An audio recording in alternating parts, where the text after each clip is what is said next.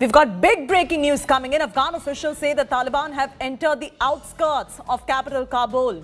The insurgents did not immediately acknowledge their presence in the capital. However, government offices suddenly began sending workers home early Sunday as military helicopters buzzed overhead.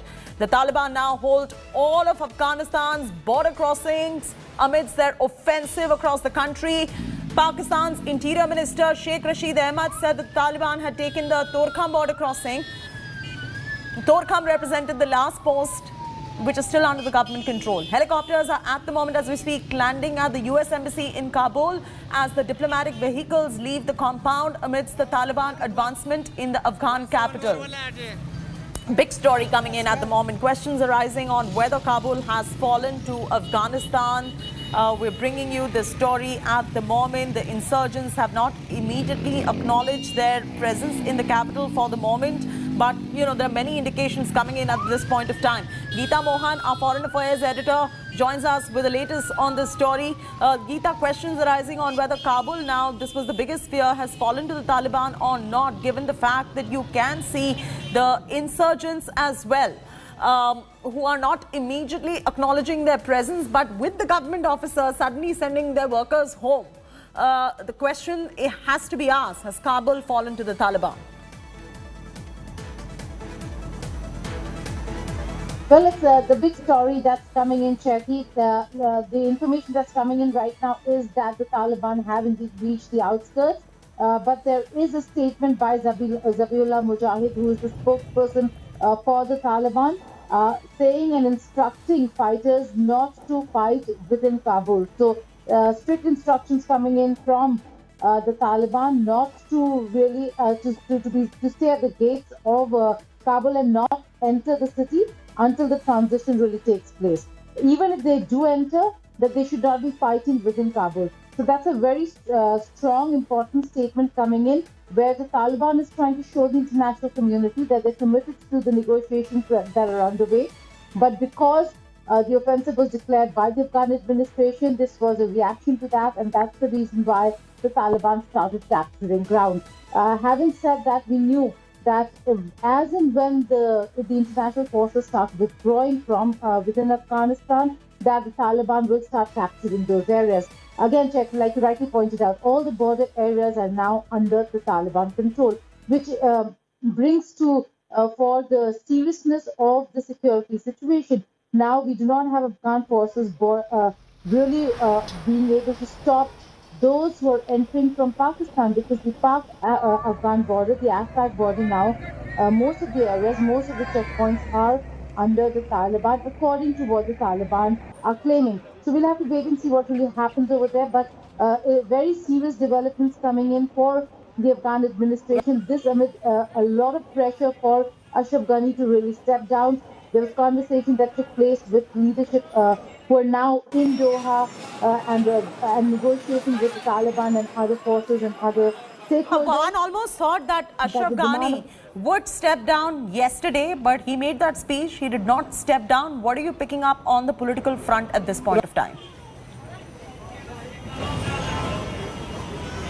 Well, this leadership has really stood against not just the Taliban, but also Pakistan. Look at the kind of statements that have been made by none other than the president himself, both the vice presidents, including all the members of the negotiating team, that the Taliban certainly is not walking the talk.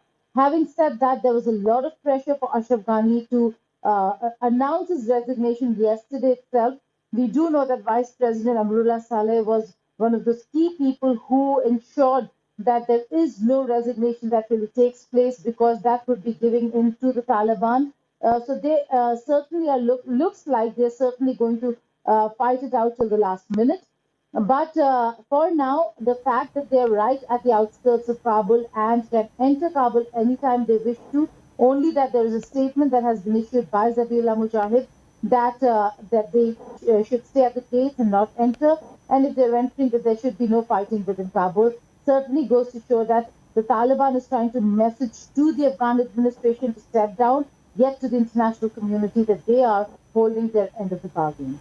Absolutely. That's the big story we're breaking at the moment. Geeta, continue to stay with us right there. Taliban almost on the outskirts of Kabul at this point of time. And Geeta, just to encapsulate for our viewers as well, they seized Jalalabad, cut off Kabul from east, Major Northern Afghan city, Mazar-e-Sharif fell to Taliban. What can stop this particular advancement? They are on the offensive at the moment, almost at the border of Kabul at this point of time.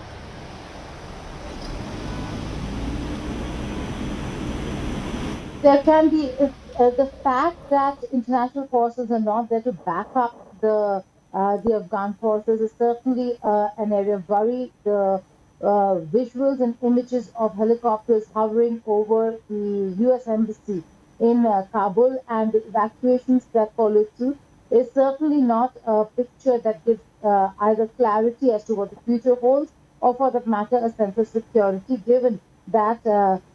If America is withdrawing its diplomats, it is a serious a case of concern and area of concern now for the Afghan administration. Having said that, we know that the Indian embassy in Kabul has not moved yet. They are not drawing down or withdrawing diplomats and staff, but they're monitoring the situation, and if things get bad, and if the Americans are pulling out, expect all other foreign missions also to start doing the same. Barring the bare minimum that's required to maintain an embassy, in all probability, till the uncertainty continues, we will see not just America, but many other foreign missions in Kabul withdrawing, drawing down, or reducing the staff of people of their nationality from Afghanistan. And so Geeta, give us a count now of the 34 provinces, and correct me if I'm wrong, in Afghanistan. How many at this point of time are under the Taliban? And of course, we've already reported the fact that the Taliban is on the outskirts of Kabul as we speak.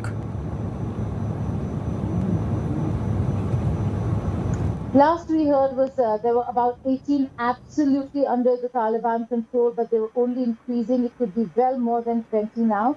But the biggest cities to have fallen, it's not about how many, Chet, it's also about how many strategic provinces have fallen to the Taliban.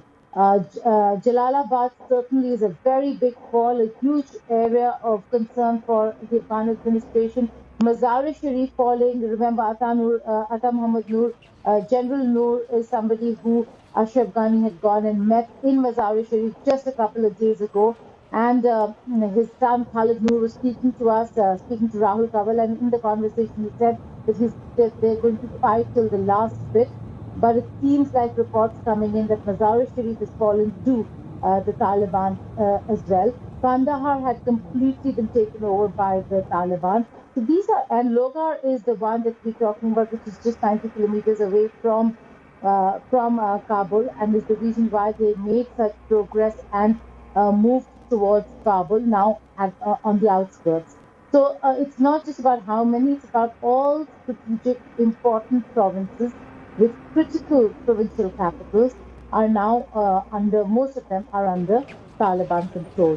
There are only but a few left of the 34 that